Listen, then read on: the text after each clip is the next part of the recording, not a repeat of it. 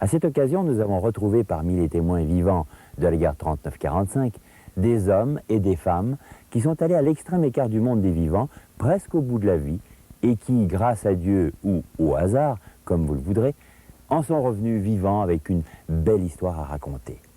Voici donc quelques belles histoires d'une sale guerre. On a tous l'impression qu'on n'en revient pas.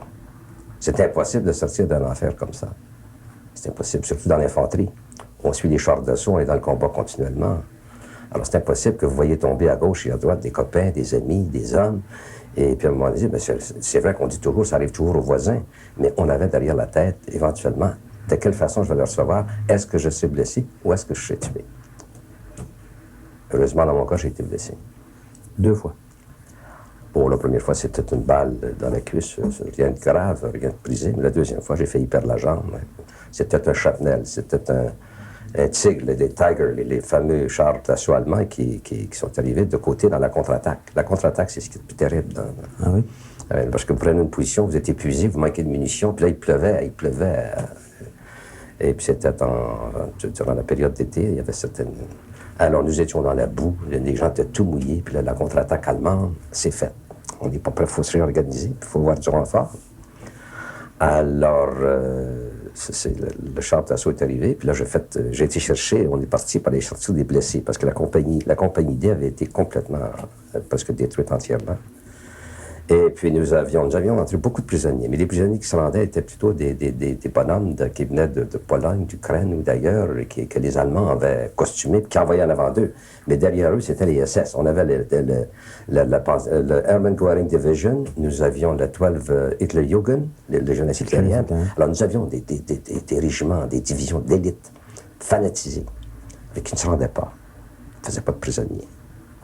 Et puis on attendait de tirer. J'attendais de tirer. Je voyais les Allemands, je tirais, ils tuaient nos blessés.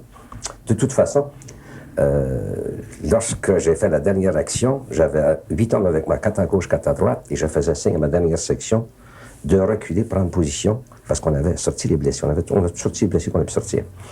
Et puis, juste comme je me tourne la tête vers ma gauche, le char d'assaut sort derrière une botte de foin. Puis il a tiré, c'est le fameux 88.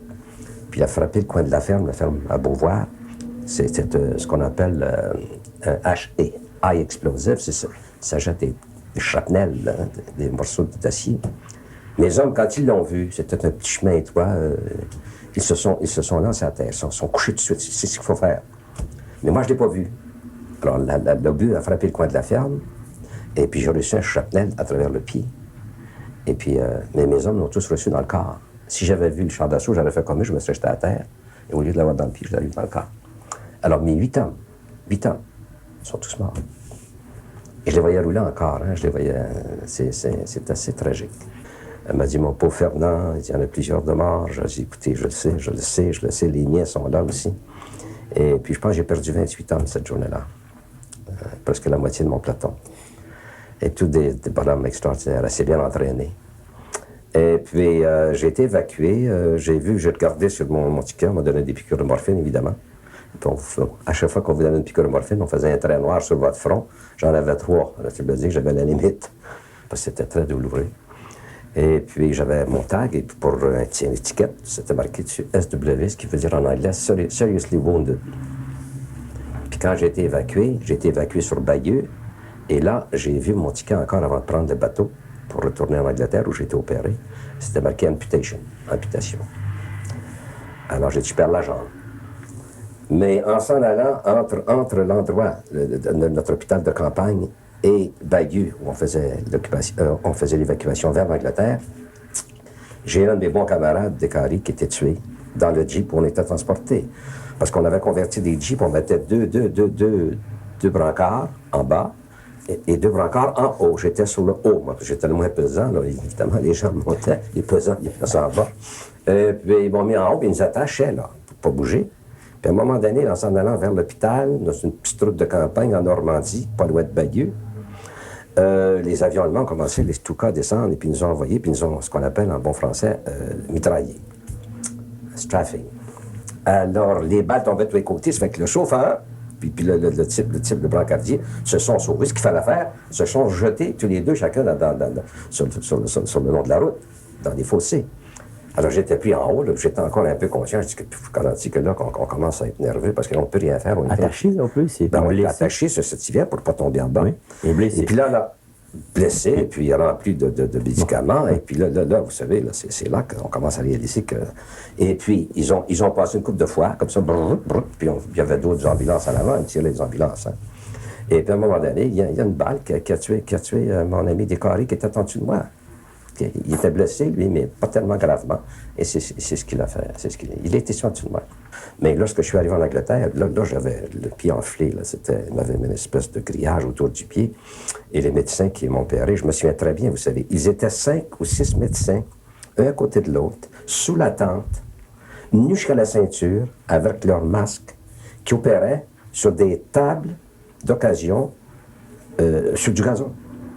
Et puis, je me souviens très bien que l'infirmière qui m'a donné l'injection quand je suis parti, elle m'a dit, en anglais évidemment, elle m'a dit « Mon Dieu, que vous êtes jeune. Qu'est-ce que vous allez faire là-dedans? Qu'est-ce que vous êtes allé faire là-dedans? » Ben, je dis « Madame, nous sommes ici. Hein. Nous sommes tous ici pour la même cause. » Alors, elle m'a donné mon injection. Moi, je lui ai dit, juste avant de partir, « Mon Dieu, vous allez dans des beaux yeux. » Et puis, là, j'ai été opéré. Et le médecin a décidé, qu'au lieu de faire une amputation, qu'il pouvait sauver la jambe. C'était un jeune médecin, je me souviens très bien de lui.